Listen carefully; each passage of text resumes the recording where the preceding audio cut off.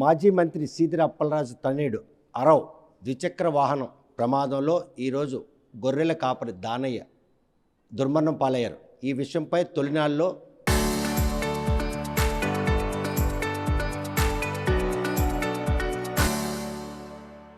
మంత్రితో పాటు వారి అనుయాయులు కూడాను ఆ రైడర్ ఎవరైతే కొడుకున్నాడో ఆయన స్థానంలో సిద్ధార్థ అనే వ్యక్తిని పోలీసులు సరెండర్ చేశారు.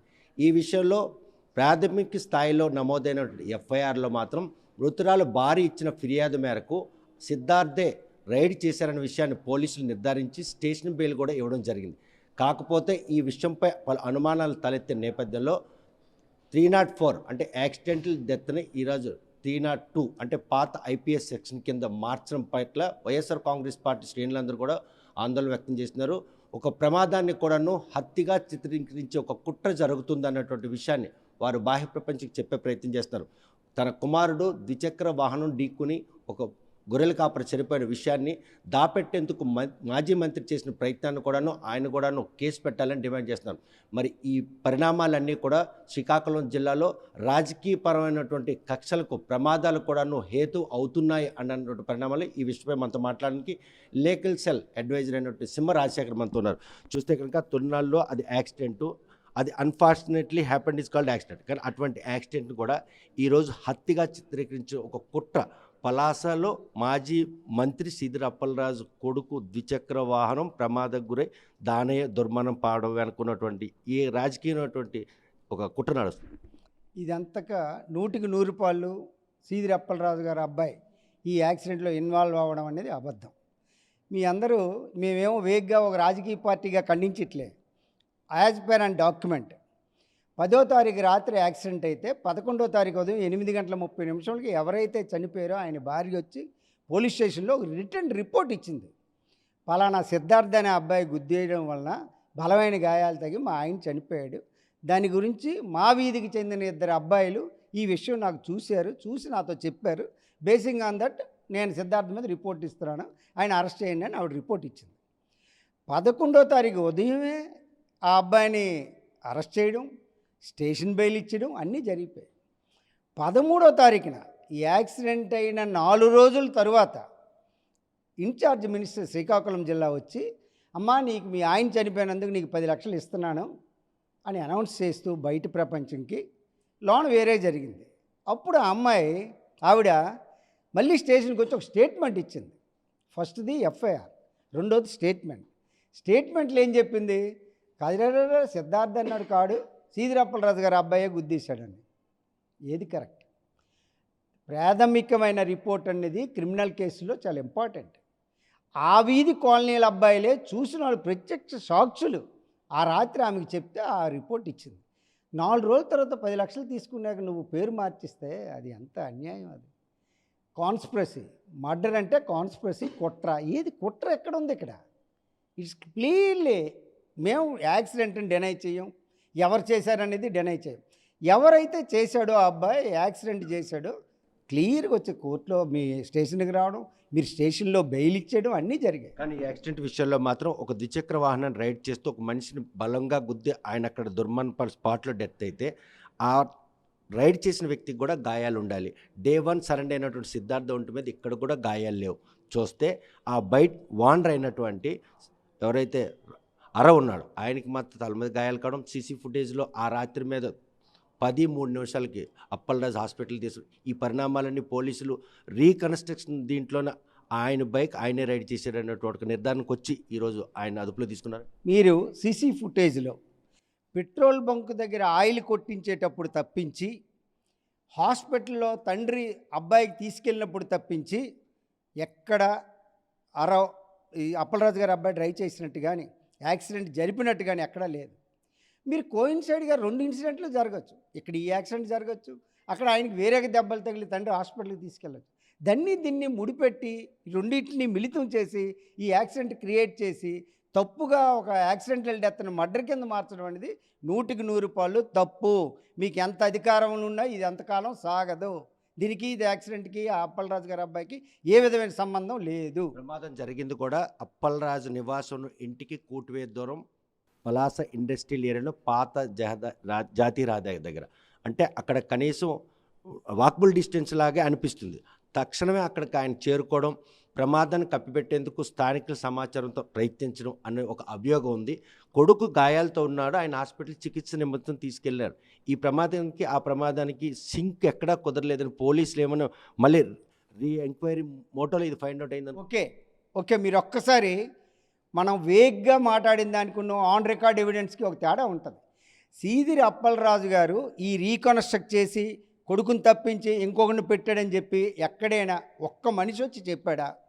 మీ సిఐ గారి రిపోర్ట్ తీయండి, రిమాండ్ రిపోర్ట్లో పలానాడు వచ్చి ఇలాగ మార్చాడు సీదిరి అప్పలరాజు, మీకు మటుకు మీరే ఎంప్లాయిడ్ చేసుకొని ఇది ఇలాగ జరిగి ఉంటుంది, ఇలా చేశారని చెప్పాడు. కానీ ఒక్క విట్నెస్ పలానా విట్నెస్ ఇలా చెప్పాడండి, సీదిరి అప్పలరాజు గారు వచ్చి ఆ బండి తీసి నువ్వు ఇక్కడ మార్చాడు చెప్పాడని ఎక్కడ లేదే. ఒక కార్యకర్త పేరు పెట్టాడు నారాయణరావు అని. ఆ నారాయణరావు ఎవడు? ఆడికి 1,50,000 ఇచ్చారని మీరు రాసిన ఇవన్నీ రిమాండ్ రిపోర్ట్లో. ఆ నారాయణరావు చెప్పాడు నాకు 1,50,000 సీదిరి అప్పలరాజు వచ్చి ఇలా మార్చిమన్నాడని. లేదు కదా, ఇదంతా మీరు కన్స్ట్రక్ట్ చేసిందే. ఆ నారాయణరావు ఎవడు? తెలుగుదేశం కార్యకర్త ఏమో, ఎవడికి తెలుసు అది? శుక్రవారం రాత్రి ఇన్సిడెంట్ జరిగింది.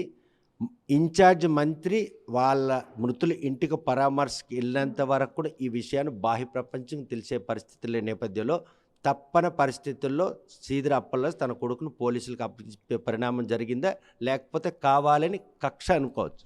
ఏమండి, సీదిరి అప్పలరాజు గారు కానీ అరవ కానీ వాలంటరీగా వెళ్ళిన పరిస్థితి అంతా కాదు. 11వ తారీఖు రిపోర్ట్కి 13వ తారీఖు స్టేట్మెంట్ని మీరు కన్స్ట్రక్ట్ చేసుకొని దాన్ని మాడిఫై చేసి మీరు ఎప్పుడైతే ఇలాగ మార్చారో కంపల్సరీగా అరెస్ట్ చేస్తారని చిన్న కుర్రాడు, ఆయనకి ఏం తెలుసు? మళ్ళీ అరెస్ట్ చేసి ఇవన్నీ ఎందుకు, నేనే వెళ్ళిపోతానని ఆయన వెళ్ళిపోవచ్చు కదా బలవంతంగా. లేదా బలవంతంగా మీరే తీసుకెళ్ళి స్టేషన్ వరకు తీసుకెళ్ళి అక్కడ వదిలి ఈడు సరెండర్ అయ్యారని చూపించవచ్చు కదా. ఎవడు ఎవిడెన్స్ ఉందా, లేకపోతే సీసీ ఫుటేజ్లు ఉన్నాయా? ఈ కుర్రాడికి బలవంతంగా మీరు తీసుకెళ్ళిపోయి పోలీసు వాళ్ళు స్టేషన్ ముందు విడిచిపెట్టి మరి మేము దూరం ఉంటాం, నువ్వే అలా నడుచుకొని లోపలికి వెళ్ళావు, నువ్వు సరెండర్ అయ్యారని చూపిస్తావు. ఏమో అలా జరిగిందేమో, ఎవరికి తెలుసు? ఇదంతా పవర్ ఉంది, పోలీసు వాళ్ళ చేతులు ఉన్నారు, వాళ్ళు ఇష్టం వచ్చినట్టు బిహేవ్ చేస్తున్నారు. తీసుకోవచ్చు ఈ పరిణామాలు. ఒక యాక్సిడెంట్ని కూడాను ఈవేళ హత్యగా చిత్రీకరించినటువంటి పగలు పాత్ర వేసుకున్నట్టుందే పలాస రాజకీయాల్లో, లేకపోతే వైఎస్ఆర్ గారు కూటమి 100% తప్పు. 304 ఇది ఒకసారి మీరు వినండి. మేము యాక్సిడెంట్ ఖండించట్లేదు, డెత్ని ఖండించట్లేదు, జరగడం అనేది తప్పే, అది ఎవడైనా కానీ. యాక్సిడెంటల్ డెత్కి ఇది డెత్తే, మర్డర్ చేసింది అది డెత్తే. మర్డర్ చేసిన దగ్గర దానికి ఒక మెన్సరియా ఉంటుంది, ఒక క్రిమినల్ కాన్స్పిరసీ ఉంటుంది, ఒక కుట్ర ఉంటుంది, ఏమండి ఇందులో ఏముండదు. యాక్సిడెంట్లు అంటే ఇట్స్ సడన్ థింగ్, దీన్ని నేను ఖండించట్లే. కానీ దీన్ని మీరు మర్డర్ కింద మార్చడం ఏంటి? ఇదొకంత సింపుల్ మీ ఆనందం. ఈ bailable offence 304A station bail ఇచ్చేసి పంపించేస్తారు. ఇది మర్డర్ కింద మారిస్తే ఒక వారం రోజులు ఉంచుతారండి. సిద్ధార్థకి స్టేషన్ బెయిల్ ఇచ్చిన పోలీసులు మరి అరవ విషయంలో ఎందుకు అటువంటి ప్రయత్నం చేయలేదు? యాక్సిడెంట్ కేసు ఎందుకు? అరవ విషయం వచ్చేసరికి మాడిఫై చేశారు సెక్షన్ 304A కింద నుంచి 304కి మార్చారు. మీరు మాడిఫై చేశారని చెప్పేసి మీరు అంటున్నారు. Remand report. కానీ పోలీసులు వెర్షన్ ఏంటంటే డే 1 సిద్ధార్థని ఆయన అప్పచెప్పారు పోలీస్ స్టేషన్కి, కాబట్టి ఇందులో మ్యానిపులేటింగ్ జరిగింది, వాళ్ళు కప్పిపెట్టే ప్రయత్నంలో దర్యాప్తులో మాత్రం ఇది నేను నిందితుడు కాబట్టి సెక్షన్ మార్చాల్సి వచ్చింది పోలీసులు. ఏమండి, మేము వేగ్గా మాట్లాడట్లేదు. 11వ తారీఖుని సిద్ధార్థ సరెండర్ అయిపోయి స్టేషన్ బెయిల్ ఇచ్చారు. 13వ తారీఖున మళ్ళీ సిద్ధార్థ ఆరవ కలిపి స్టేషన్కి వెళ్ళి వచ్చారన్న. 11వ తారీఖుకి 13వ తారీఖుకి సెక్షన్ మారిపోయి 304A నుండి మర్డర్కి వచ్చింది. ఎంత అన్యాయం ఇది. మళ్ళీ సిద్ధార్థను కూడా ఈరోజు నిందితుడిగా చేర్చారు పోలీసులు. ఆ రోజే చేర్చారు. A2 A1 ఇద్దరిని 13వ తారీఖున చేర్చారు, రిమాండ్ రిపోర్ట్ పెట్టారు. రిమాండ్ కూడా వాళ్ళిద్దరికి ఇచ్చారు సేమ్ సెక్షన్ మీద. కోర్సు సిద్ధార్థ మీద వేరే సెక్షన్లు పెడతారు, మర్డర్ పెట్టకపోవచ్చు. ఏంటి, ఇన్పర్సనేషన్ వెళ్ళాడని, వాడి బదులు వీడు ఉన్నాడని, సీన్ ఏదో రాంగ్ క్రియేట్ చేశాడని అన్నీ ఉంటాయి. కానీ కేసు అప్పలరాజు గారి గారి మీద క్రియేట్ చేశారు. ఇవన్నిటికీ రాంగ్, 100% రాంగ్. మీరు అధికారం ఎన్నాళ్ళు మీకు ఇవి చర్యలు సాగవు, 100కి 100 సాగవు. కోర్టులో ఈ కేసు ఏమీ నిలబడదు. చూస్తే కనుక పలాసలో జరుగుతున్నటువంటి ఈ రాజకీయ పరిణామాలు కూటమి వర్సెస్ వైఎస్ఆర్ కాంగ్రెస్ పార్టీ మధ్యన ఉన్నటువంటి వ్యక్తిగతమైనటువంటి రాజకీయ వివాదాలు కూడాను ఈరోజు ప్రమాదాన్ని కూడాను హత్య రాజకీయాలు చిత్రించినట్టున్నాయి.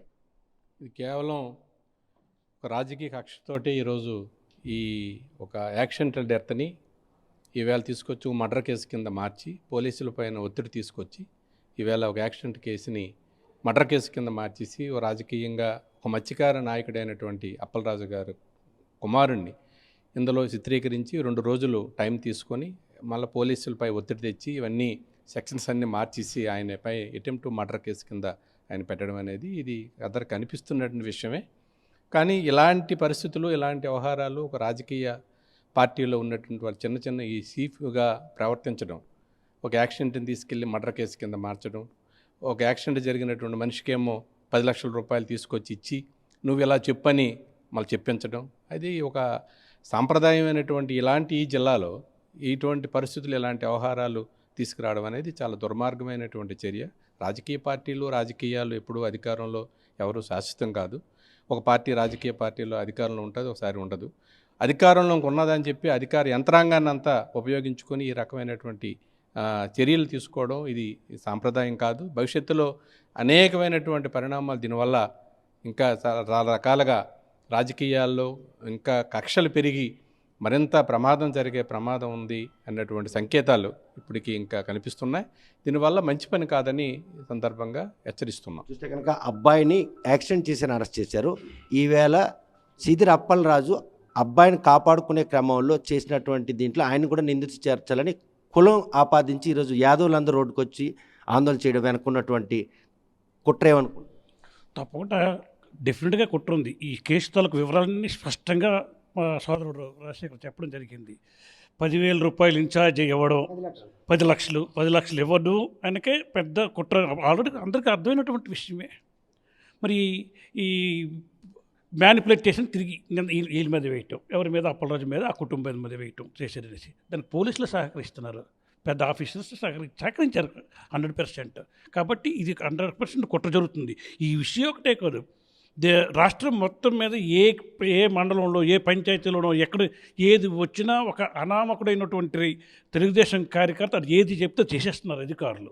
సో ఇది తప్పకుండా అప్పలరాజు గారు యువకుడు మంచి ముందుకెళ్తున్నటువంటి పరిస్థితి ఉంది. ఆయన కంట్రోల్ చేయాలనే ఉద్దేశంతో ఇవి హైకమాండ్ దగ్గర నుంచి పలాస నియోజకవర్గం పాకింది.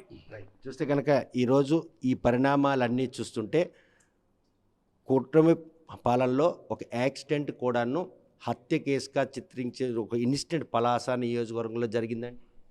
ఇది పక్కా జరిగింది. ఇదంతా కుట్ర కోణం కాకపోతే 10వ తేదీన జరగడం ఏంటి, 13వ తేదీన కేసు వేరేగా మార్చడం ఏంటి, అదంతా జనాలు చూస్తున్నారు. ఇప్పుడు నేను చెప్పేది ఏంటంటే ఆవిడ ఒక ఎమ్మెల్యే ఇప్పుడు మన శ్రీసమ్మ అలా కుటుంబం ఎప్పటి నుంచో రాజకీయం చేసిన కుటుంబం ఎంత సీపుగా ఆవిడ ప్రవర్తించకూడదు. ఆవిడ ఇందులో ఇన్వాల్వ్ అయ్యి అప్పలరాజుకి ఏదో మనం సాధించేదమన్న కుట్ర కోణం అది అవసరం కాదు. జనాలు అంతా చూస్తున్నారు. ఇప్పుడు ఈరోజు మీరు రాజకీయంలో ఉన్నారు, రేపు మరొకరు వస్తారు కదా, వచ్చినప్పుడు ఇది ఎక్కడికి దారితీస్తుంది అనేది మీరు ఒక్కరైనా ఆలోచించాలి కదా. అది మంచిది, ఈ జిల్లాకి అయితే మంచిది కాదు. కూటమి పాలనలో వైఎస్ఆర్ కాంగ్రెస్ పార్టీ నాయకులే కాదు, ఆ పార్టీకి సంబంధించిన నాయకులు కాలం చెల్లిన వాళ్ళ మీద కుట్ర జరిగే పరిణామం జరుగుతుంది కదా. ఆ రోజు ఎర్రనాయుడు గారు చనిపోయారు. ఆ రోజు గవర్నమెంట్ కాంగ్రెస్ ఉంది, ఒక సీనియర్ నాయకుడు అయినా అతను పర్మిషన్ పెట్టకపోయినా మా అప్పుడు కాంగ్రెస్ గవర్నమెంట్లో వాళ్ళు విగ్రహాలు ఎక్కడ పెట్టుకున్నా అది ఎవరు కూడా అది తొయ్యలేదు. ఈరోజు ఆ ఇంట్లోనే పుట్టి పెరిగావు, ఆ ఇంట్లోనే నువ్వు రాజకీయం నేర్చావు. అలాంటి వ్యక్తికి ఈరోజు విగ్రహం ఏదో వాళ్ళకి ఊరి సభ్యులు పెట్టుకుంటుంటే మీకు ఎందుకు అంత పగ? ఇప్పుడు నువ్వు పబ్లిక్గా చెప్తున్నావు, నువ్వు యూట్యూబ్లో చూస్తాను, ఎక్కడెక్కడ చూస్తాను, నా దగ్గరికి వచ్చి అడగడం లేదు, నేను ఎందుకు పెట్టనిస్తాను? అయితే నీ ఎమ్మెల్యేకి పర్మిషన్ ఇచ్చే అథారిటీ ఉందా? ఒక కలెక్టర్ గారికి పెట్టుకుంటారు, కాదు గవర్నమెంట్ పెట్టుకుంటారు. ఎమ్మెల్యే చెప్తారు నేను విగ్రహం పెడతామని. కానీ సాక్షాత్ ముఖ్యమంత్రి, హోంశాఖ మంత్రి కూడాను కుటుంబ సభ్యులకి హామీ ఇచ్చారు ఆయన విగ్రహం 12వ రోజు పెట్టాలని. అటువంటి ఆయనకి అంత్యక్రియలు కూడా అధికారంగా నిర్వహించారు. అందులో భాగస్వామి వ్యక్తి ఈరోజు ఇలా ఆటంకం కలిగించడం అంటే పగ సాధింపులో సొంత పార్టీ వాళ్ళని కూడా వాళ్ళకి లెక్కలేదా? అంతే కదా, సొంత పార్టీ వ్యక్తులకి వాళ్ళకి కక్ష సాధింపులో ఒక్కరో వెనకడికి వేయడం లేదు. అలాంటి వేరే పార్టీ మేము మా గురించి ఏదైనా వాడు క్రియేట్ చేయగలరు. వాటికి గవర్నమెంట్ వాళ్ళ చేతులు ఉంది, అధికారులు వాళ్ళ చేతులు ఉన్నారు, ఏటి నుంచి ఎటైనా మార్చగలరు.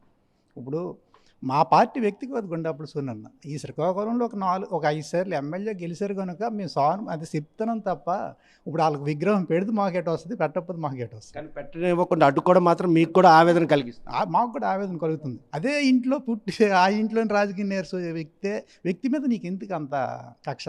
అది ఈ లోకంలో లేనటువంటి ఒక అభిమాన నేత. అంతే కదా. ఇప్పుడు అందరం అతను చనిపోయిన తర్వాత అందరం అయ్యయ్యో మంచి వ్యక్తి చనిపోయాడు అని అందరం అనుకుంటున్నాం. అలాంటి వ్యక్తి విగ్రహం పెడితే నీకు వచ్చిన నష్టం ఎటు ఉంది?